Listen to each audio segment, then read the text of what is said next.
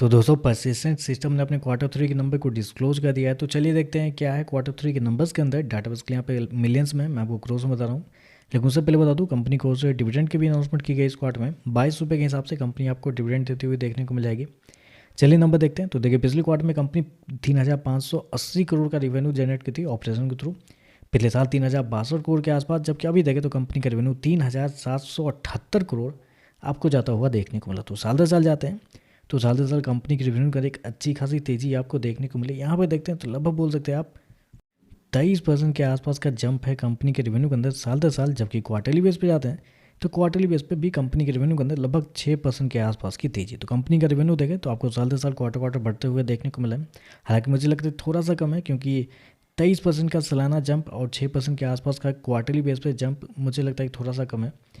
Company ने show कितना किया, 3,778 करोड़ का रेवेन्यू इस क्वार्टर में, जबकि मार्केट का जो अनुमान था वो भी था लगभग 3,750 करोड़ के आसपास। तो आप कह सकते हैं जितना मार्केट का अनुमान था उतना ही आपको देखने को मिला है।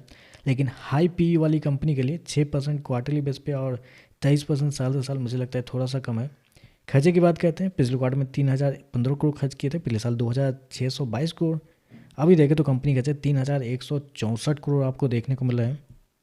तो खर्चे भी देखें तो खर्चे भी कंपनी के ठीक है, कंट्रोल में आपको देखने को मिला है। चलिए कंपनी का प्रॉफिट क्या निकलता है वो देखते हैं।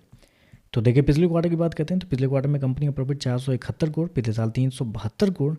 अभी देखें तो कंपनी का प्रॉफिट 439 करोड़ आपको जाता हुआ देखने को मिला। तो साल दर साल जाते हैं तो साल दर साल कंपनी के प्रॉफिट के अंदर भी वही तेजी आपको देखने को मिल रही है। लगभग बोल सकते हैं 18 से 19% के आसपास का जंप है कंपनी के प्रॉफिट के अंदर साल दर साल। जबकि क्वार्टरली बेस पे जाते हैं तो क्वार्टरली बेस पे कंपनी का प्रॉफिट के अंदर गिरावट आपको देखने को मिला। गिरावट के पीछे का रीज़न तो आपको ही पता है वो क्या है। तो वो लेबर कोर्स के थ्रू इस क्वार्टर में कंपनी को 89 करोड़ का नुकसान हुआ है एक्सेप्शनल आइटम के थ्रू, जिसकी वजह से कंपनी का प्रॉफिट आपको गिरता हुआ देखने को मिला है। क्योंकि अगर आप कंपनी का ऑपरेटिंग प्रॉफिट देखते हैं तो पिछले क्वार्टर में 616, पिछले साल 482, अभी देखें तो बढ़ के 654 करोड़ आपको देखने को मिला। तो ऑपरेटिंग प्रॉफिट बढ़ते हुए देखने को मिला है, लेकिन नेट प्रॉफिट कंपनी के एक्सेप्शनल आइटम की वजह से गिरते हुए देखने को मिला है।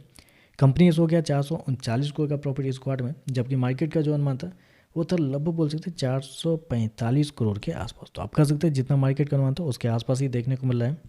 चलिए कंपनी का ईपीएस क्या है वो देखते हैं। तो देखिए पिछले क्वार्टर की बात करते हैं तो पिछले क्वार्टर में कंपनी का ईपीएस 30 रुपये के आसपास था, पिछले साल 24 रुपये के आसपास। अभी देखें तो बढ़ के 28 रुपये आपको जाता हुआ देखने को मिला है। तो ओवरऑल देखा जाए तो नंबर ठीक है, मतलब उतने तोड़ फोड़ वाले भी नहीं है कि जिसकी वजह से आप शेयर के अंदर मतलब एंट्री कर ले या उसके बाद आपको एक अच्छा खासा रिटर्न बना के देते, उतना भी अच्छे नंबर देखने को नहीं मिला है। क्योंकि रेवेन्यू कुछ खास देखने को नहीं मिला है। 20-23% का साल दर साल क्वार्टरली बेस पे आपको 6% का जंप कुछ खास नहीं है। नंबर अच्छे देखने को मिले, पॉजिटिव ही है, जितना मार्केट का अनुमान था उसके आसपास ही देखने को मिला। बाकी देखते हैं मार्केट इस पर कैसे ये कहता है। वीडियो पसंद आए तो लाइक कीजिएगा, साथ में साथ चैनल को सब्सक्राइब जरूर कीजिएगा। धन्यवाद।